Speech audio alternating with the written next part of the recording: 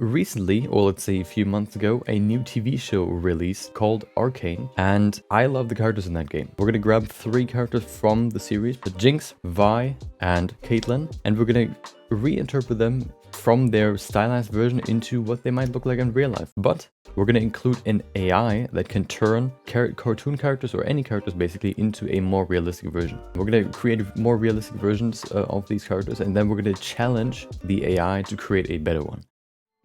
For my character creation process, I use reference. I grab all the references that I can from all different angles so that I can see exactly what the character looks like. Also stuff like expressions or the teeth, for example, right here. And then I basically try to use that reference, analyze the most important aspects of a character, and I like to then sort of realistify them a little bit. Oftentimes you have like big eyes, you have smaller noses, maybe the lips or the mouth can also be bigger. That's oftentimes what you see in stylization. So by grabbing a lot of reference, we can see what they did to kind of make it more stylized, and then we can bring it back to a more realistic look, let's say.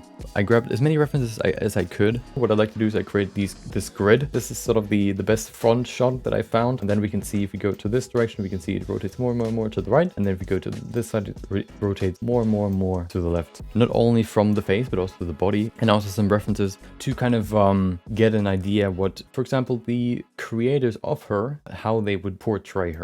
So we're going to begin with a female character, of course, female base mesh, just to kind of save most of the modeling time, just creating the basic body. The aspects that I wanted to keep in my character was, first of all, a round face, big eyes, a rather flat nose. I don't know how to say it otherwise. But then also one more thing that I also want to keep in mind, which also applies to Caitlyn, is the fold, or whatever you want to call it, that gets created underneath the mouth. The sort of definition of the lower lip muscles right here. Perfect. She's more like a lean and, I guess you could say, thin character. She doesn't have a lot of fat. She doesn't have a lot of muscle necessarily too. She is more lean. You can see the muscle definition a little bit more than in other characters, for example.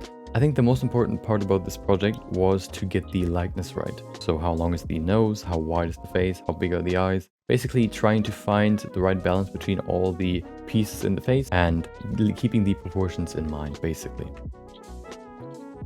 The model is done, so giving the character more character by posing the character is probably a good idea. Basically applying an armature, which is basically like a skeleton for the model, applying that to the geometry so that we can use that skeleton to move the character into place, creating a pose which is perfect for Instagram and perfect for this render. So this will be the frame that we're going to go with. While creating the model, it doesn't have color, just white. So this is basically the step to make the character look more realistic, or apply the skin scan, let's say. We're going to, of course, add some more makeup, some more finer details to make it look more like the character. Give it some more character. I said character too much already. I actually had the idea to look up makeup tutorials to kind of learn more about how to I guess create makeup. Maybe I'll do that at some point too. Of course, shading does not only include the color itself, but also the, I guess, properties, how the surface or the model reacts to light, for example. Stuff like that we need to add to the character too, so the character looks more realistic, basically. And then we come to one of the most important parts to make the character look even more like Jinx, which is of course the hair, including the eyelashes, including the eyebrows, and the overall hairstyle. So you can create hairstyles basically by adding hair to a head, for example, and then you can shape it with brush tools, for example. There's one big part missing, maybe you haven't noticed yet. It is time to add the clothing. We're not going to leave her naked, we're not going to leak some nudes.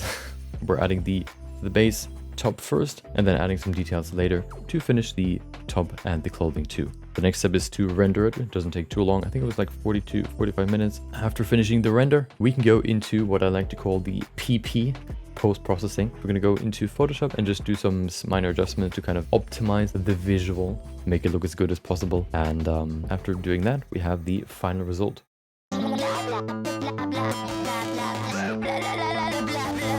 It doesn't necessarily look 100% realistic. I like to compare it to the League of Legends cinematic look that they have for their characters. Then of course we have the contender. Let's see what the AI came up with. I put 3 images into the AI. I think the first one looks the best out of all 3. They still look very, very different than her, you know.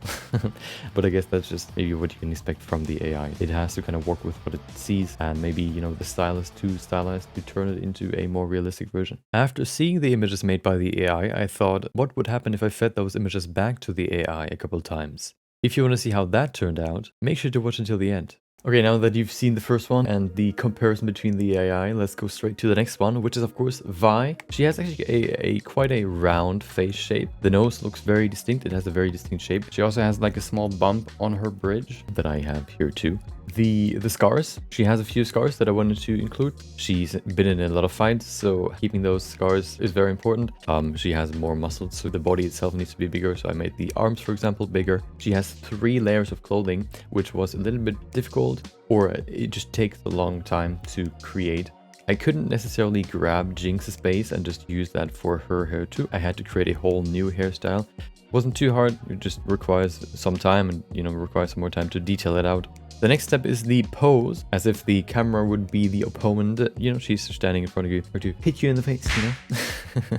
And after lighting, rendering and post-production, here's the final result.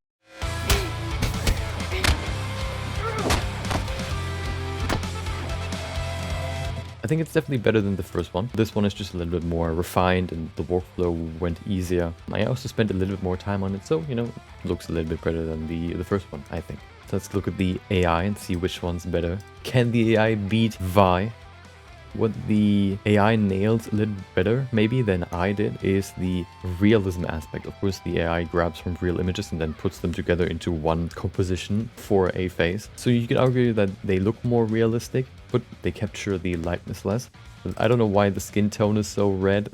I don't know where that's coming from. I guess just it read it that way. Let's go to number 3, the last character for this project. You guessed it, Caitlyn, to finish the trio. I think for Caitlyn, I was the most comfortable with the workflow. Caitlyn has a very different, distinct face shape, and also like the proportions and the facial, I guess, features look very different. She has a very distinct nose, which is longer than, for example, Vi and Jinx. She also has different lips. I also focused on the jaw, and the cheekbones are very defined for her, so I kind of wanted to pay more focus on that. I think she's best summed up by more like a feminine look. I guess traditional proportions, you could say, maybe wider hips, slimmer shoulders. Overall, you know, like a more elegant look. For her outfit, I chose the more casual one. I think it was just kind of more fun to model for me, so I chose that one. This one was also made out of multiple layers, but at that point I was more proficient at modeling clothing, so it wasn't really a big deal. I also wanted to reflect her femininity in her makeup a little bit more.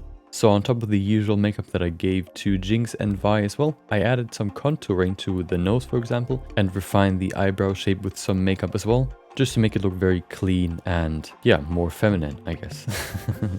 The hair is pretty simple. I basically was just able to copy what we had for Jinx. Okay, let's, we can see the hair looks weird. And then I had to just modify it a little bit. Added the small strands on the side and the front. She's always, like, you know, running around trying to weave and duck and try to use the environment for her advantage. So I gave her this more dynamic pose, looking into the camera, basically.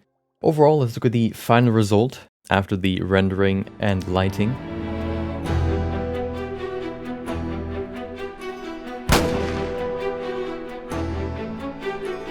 Out of all of them, I think I like this one the most. I like the background itself, the nice purple highlight sort of contrasting with the blue, dark blue hair.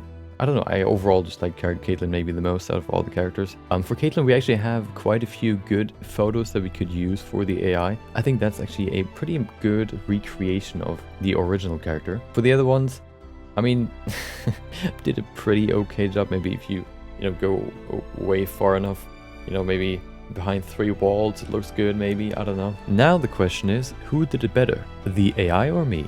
I guess that's for you to decide. Thanks for watching. For all my socials, including my Discord server, check the description. I hope you have a wonderful day, and maybe I'll see you next time. See ya!